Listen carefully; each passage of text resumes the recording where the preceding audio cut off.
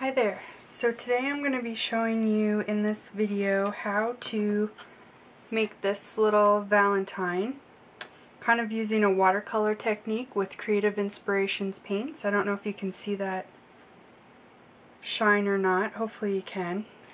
I'll put a picture up somewhere just to show you how actually shiny it is, because it's kind of hard to capture in video.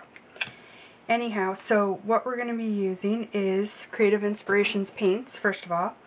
I have Tickled Pink, Seafoam, and Fuchsia. So those are the three colors I'm going to be using. You're also going to need a water brush or a paintbrush and water, and a permanent pen. Here I have Sakura Micron and a Faber-Castell Pitt pen. This is my favorite. You're also going to need distress ink and black soot and some kind of a permanent black ink. I'm using Memento Tuxedo Black. You could also use StazOn. A stamp block with your stamps.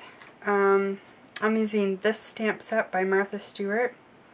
It's a couple years old. I'm not sure if it's still available or not, but any Valentines-y type set that you have should be fine. I am also using Labels 8 Spellbinders die. This is like the middle size. I think it's the 4th smallest or the 3rd largest. I also used a 1.5 inch circle punch and a 1 3/4 inch punch. I used just a cheap large brush. One of those foam jobs would do too. And finally a scrap of watercolor paper. Okay. So first, I'm going to show you how I did the hearts, which is the main technique, the watercolor technique. So I started with my lightest color of Creative Inspirations paints, which in this case is Tickled Pink, and my water brush. And I'm just going to open this up. And all I did is I grabbed a little bit of the paint and I just made kind of a puddle on my craft mat and squeezed a little water out to make it a little runnier. And that's just to make it kind of react like a watercolor paint as opposed to like an acrylic paint is normally how it works. So then I just kind of free-handed some hearts. And you do not have to be neat at all. That's like the fun with the watercolor, is that it looks like watercolor and it's kind of free-flowy. So, free-flowy, I just made that word up. So just do however many you want. I'm going to do a few here, and this one I have a little more water. I like it with a little more water than that last heart I just did. And the great thing about these paints is, even though I've watered them down a lot, they're still really shiny. And especially on watercolor paper where it has like a texture, it's almost like the little glitter just like grabs the surface of the paper and just sinks right in, and it's I'm not sure if you can see that. Part of that is because it's wet, but there is quite a shine to it. I hope you can see that. So once I had all my light colors done, then I'm going to go to the darker color, which in this case is the fuchsia, and add my little dark spots. So again, I'm just going to grab a little bit and put it on my sheet and give it a little squeeze to release some water. And then I'm just going to go in and add the highlights. And these are a little dark right now, but as soon as I lay all these down, I'm going to come back and soften those up.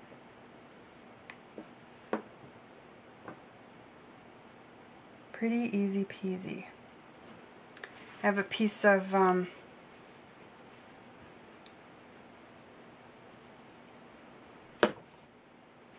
forget the word, paper towel here. I'm just going to wipe my brush off on. And then I'm just going to come back, and while that paint is still wet, kind of blend it in a little bit.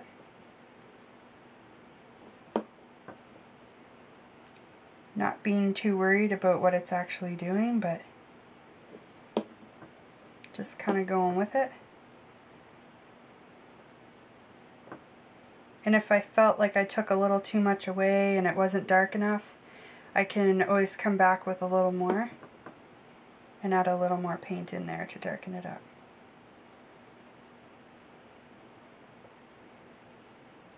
Just kind of wiggle your brush, help blend it in. And that's basically it to the hearts. Hopefully you can see that. So that was the first step. The next thing was to take my hearts once they were dry and to cut them out. And so I just used my 1.5 inch punch, which is this one. And the easiest thing for me to do is to flip it over and put the heart in there wherever I want it, line it up, and punch it upside down, and then that way I know my heart's perfectly placed. And there you go. So the next thing I did was I used my pen, and at some point we're going to be spraying water on this, so it is really important that you use a waterproof ink. And I just kind of doodled really loosely around the outside of the heart. And I went over it twice just to give it kind of like a sketchy looking line. And then the other side. And I kind of purposely didn't stay exactly around the edge because I kind of like that look. And that's all there is to that. Then I took my sea foam, and we're going to do the exact same thing with our water brush. I'm just going to make sure I get all the pink out of it. Only this time I'm not going to bother making a puddle. I'm just going to grab a little bit of the paint on my brush, and I'm going to squeeze as I paint it and kind of blend it around. And not really worried about if there's darker spots or lighter spots. I kind of like that watercolor splotchy look, so it doesn't really bother me. And grab some more if you need to grab some more, and squeeze a little more water out if you need to.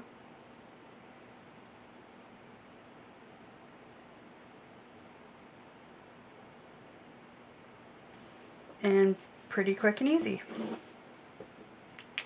So that's it for this part. I'm going to set that one aside to dry. When that is dry, I'm going to take my black ink, my Distress ink, and I'm going to just kind of rub the ink pad really sparingly around the edges. And you'll see what I'm going to do in a second to kind of soften it. But I don't want a super lot of ink on there. That's all I'm going to use. Then I'm going to take a spray bottle, and I'm just going to like mist it, and the black ink is going to bleed into the center. And then I'm just going to dab it off. And then now I have like still a sketchy looking black edge, but it's just slightly softer than it would have been if I hadn't have used the water. Just it kind of oozed a little bit inside, and it looks, I think, kind of nice. So once I do that, then I'm going to use my ink and stamp inside the center, and this little particular saying says, "You are sweet." Kind of like those little candy hearts you get. There you go.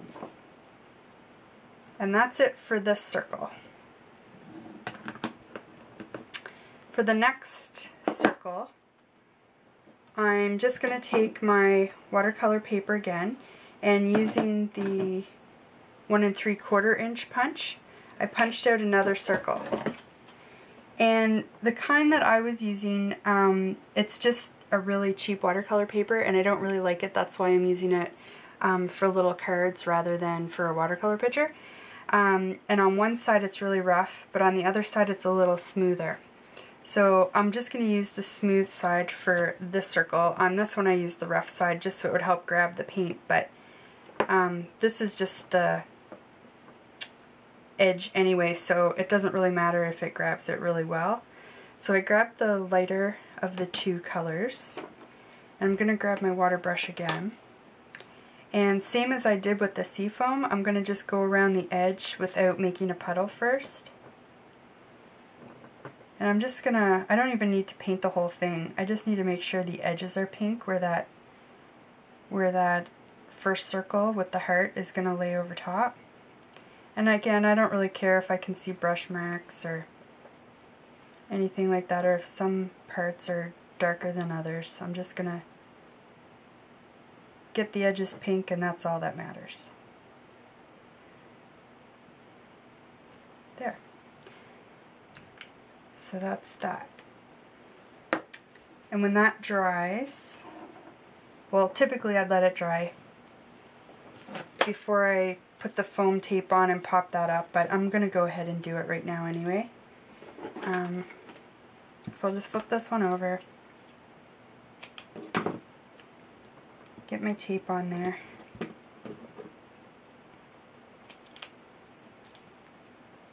make sure I get lots of tape on the back. I find if I don't, stuff tends to warp, which I don't particularly like, so I use lots of tape.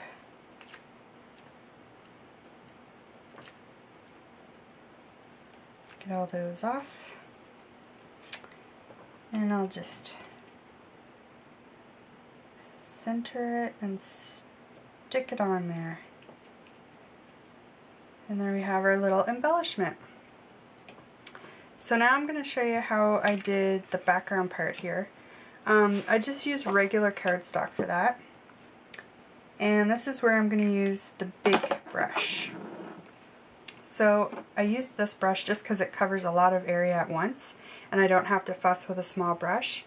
And I wanted it to look more uniform. I didn't really want to see the brush marks, so you can see it's like pretty smooth. It almost looks like linen because I went both ways with this brush, and you can almost see faint little brush marks, but it looks uniform and it looks pretty nice. So I'm going to open up my paint here. And I'm going to dampen this brush first. And then I'm going to brush the water on the paper. And this will help the color go on smooth and not streaky when I add it. So then I'm just going to take my brush that's still damp, dab it in the paint. I don't have oodles of it on there. And then I'm just going to start blending it in. And I'm going to try to avoid really large brush strokes. And if I need to, I'm going to go this way too. And back the other way. And that's pretty much all I'm going to need, I think. Stick that back in the water.